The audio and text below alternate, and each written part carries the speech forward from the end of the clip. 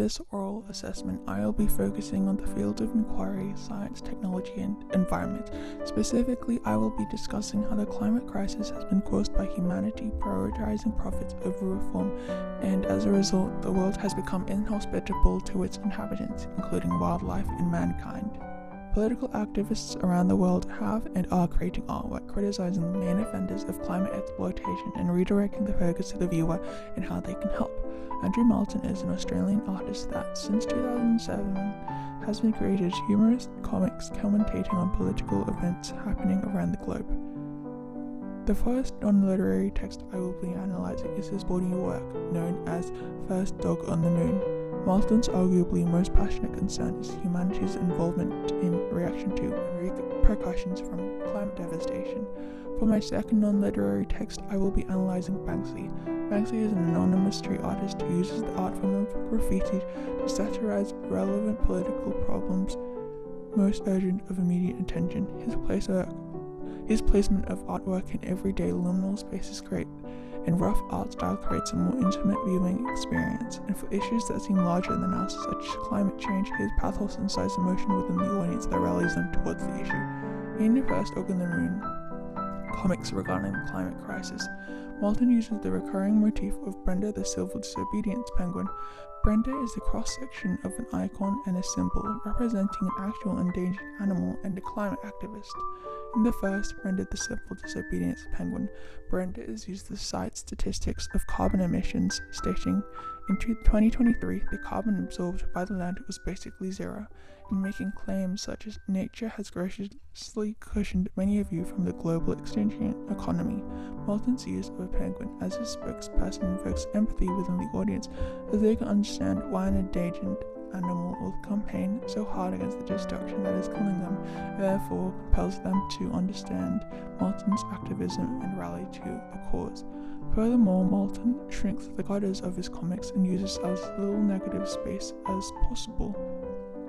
In Up to the Time, Marlton fills panel 2 with the scale comparing the size of a wave, the result of climate change, to things a general audience might be more familiar with, animals, such as animals. The limited space, Marlton is quite literally visually indicating that Brenda is losing space and thus time, and is in need of an urgent, fast change in the way that we operate. Enhanced by Marlton's simplistic art styles, penguins are also limited to basic facial expressions to implicate defenders of climate change in certain acts. In Dutton's latest policy announcement, Brenda's face visibly changes. Peter Dutton is an Australian politician in the Liberal Party. In his 2025 campaign for Parliament, Dutton had announced a plan to install several nuclear power plants if elected. Through panels 2 to 6, Brenda's face maintained a wide-eyed, frightened expression, condemning Dutton's plans, showing visible fear at the idea of nuclear power. To zoom in, I will be referring to the last Brenda the Civil Disobedience Penguin cartoon. Andrew Marlton specifically uses second person in this. Panel 3 states, if you were born in 2020, you can't read this, but when you are 70, you will experience a planet the likes of which people reading this cannot imagine. Sorry kids. The use of you rather than the third person creates a more distinct, direct connection between the comic and the viewer, providing an intimate reading experience. It confronts the viewer who can read it with the very real reality of climate devastation and implicates them in participating in this by standing by and doing nothing. Marlton's use of irony points directly to the source of climate change and how people fail to stop it. Does it feel hopeless? Yes, it does.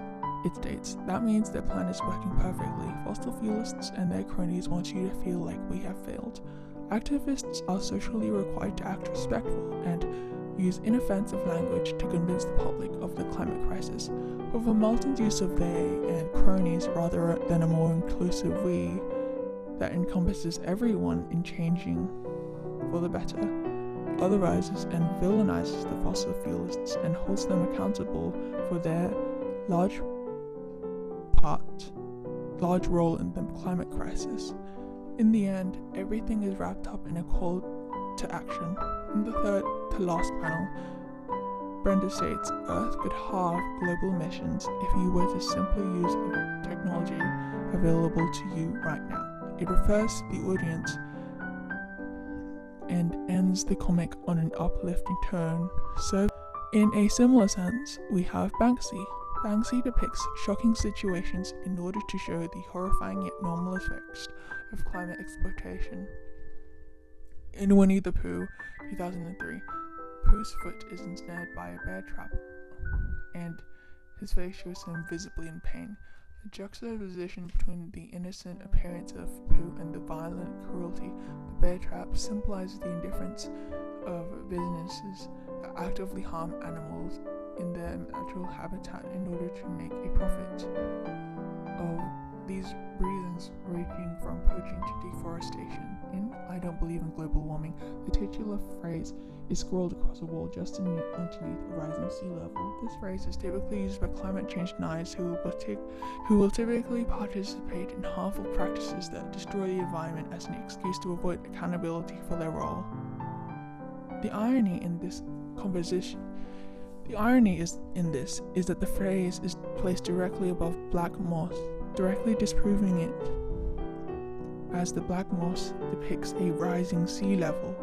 Monkey Poison 2004 depicts a spray-painted monkey on a branch drinking gasoline on top of a realistic painting of the countryside.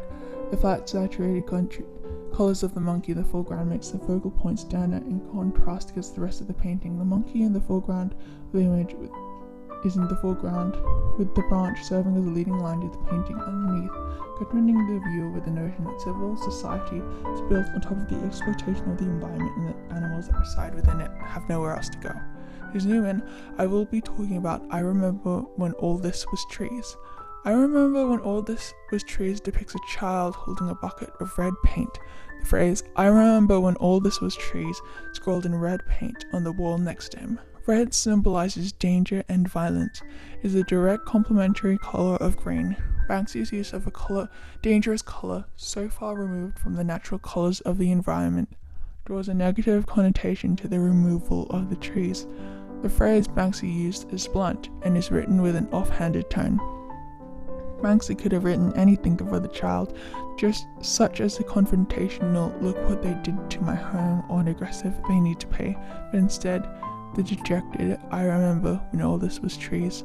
This phrasing displays how the exploitation of the environment has become so embedded into our society that we can no longer fight, but only reminisce on what could have been. The artwork itself, in its entirety, is a metaphor for the future of the world if we continue to live